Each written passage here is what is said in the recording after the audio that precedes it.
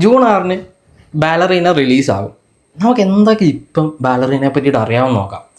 Actually John Wick വേൾഡിൽ നിന്നാണ് ബാലറീന വരുന്നത് എന്നുള്ളത് നമ്മൾ പോസ്റ്ററിൽ കണ്ടതാണ്. ജോൺ വിക്ക് ഈ സിനിമയിലും ഉണ്ട്. പക്ഷേ എന്താണ് ജോൺ വിക്കിൻ്റെ റോൾ ഈ സിനിമയിൽ? ഈ സ്റ്റോറി നടക്കാനായിട്ട് പോകുന്നത് ജോൺ വിക്ക് 3 പാരാവെല്ലത്തിന്, ജോൺ വിക്ക് 4 മിഡിലായിട്ടായിരിക്കും. അതുകൊണ്ട് തന്നെ നമ്മൾ ജോൺ വിക്ക് 3 കണ്ട പല ക്യാരക്ടേഴ്സിനെ ഇതിനകത്ത് കാണാൻ പറ്റും. കാരണം ജോൺ വിക്കിനെ എക്സ് കമ്മ്യൂണിക്കേറ്റീവായിട്ട് പ്രഖ്യാപിക്കുന്നതിന് മുമ്പുള്ള കഥയാണ്. അപ്പം ഇതിനകത്ത് വിൻസനെ കാണാൻ പറ്റും, ഷെറോനെ കാണാൻ പറ്റും, ഡയറക്ടർ ഓഫ് റെസ്ക്രോമെ ആ പുള്ളിക്കാരിയെ കാണാൻ പറ്റും.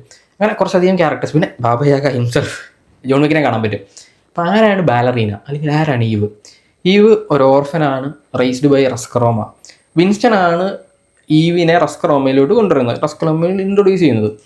അപ്പം ആഫ്റ്റർ ഹെർ ഫാദേഴ്സ് ഡെത്ത് ഈ ഓർഫനായിട്ടുള്ള പെൺകുട്ടിയെ വിൻസ്റ്റൺ റെസ്ക്രോമയിൽ കൊണ്ടുവരുന്നു. അപ്പം അങ്ങനെ ഈ ഡയറക്ടറെ മീറ്റ് ചെയ്ത് കഴിഞ്ഞിട്ട് ഈവ് ഡിസൈഡ് ചെയ്യുകയാണ്, ഓക്കെ ഞാൻ റെസ്ക്രോമയിൽ നിൽക്കുകയാണ്, അസാസിൻ ആകുകയാണെന്നുള്ളത്. അങ്ങനെ പുള്ളിക്കാരി ഭയങ്കര, അതായത് റെസ്ക്രോമയുടെ ഫൈനസ്റ്റ് അസാസിൻ, ജോൺ വിക്കിനെ പോലെ ഒരു ഫൈനസ്റ്റ് അസാസിൻ ആകുന്നു. റെസ്ക്രോമയിൽ ഇതിനു മുമ്പ് ട്രെയിൻ ചെയ്തിട്ടുള്ളത് ആരാണെന്ന് ചോദിച്ചു കഴിഞ്ഞാൽ അത് ബാബയാക്ക, അല്ലെങ്കിൽ ജോൺ വിക്കും ഇതേ റെസ്ക്രോമയിലാണ് ട്രെയിൻ ചെയ്തിട്ടുള്ളത്. അങ്ങനെ ഈ ഈവ് ഭയങ്കര അസാസിനാകുന്നു. അത് കഴിഞ്ഞ് സ്റ്റോറി ചേഞ്ച് ആകുന്ന എപ്പോഴാണെന്ന് വെച്ച് കഴിഞ്ഞാൽ ഈ ഒരു മിഷന് പോകുന്ന സമയത്ത് ഈവ് കൊന്ന ഒരാളുടെ റിസ്റ്റിൽ ഒരു യുണീക്ക് മാർക്ക് കാണുന്നു. ഈ സെയിം യുണീക്ക് മാർക്കുള്ള ഒരാളാണ് ഈവിൻ്റെ അച്ഛനെ കൊന്നത്.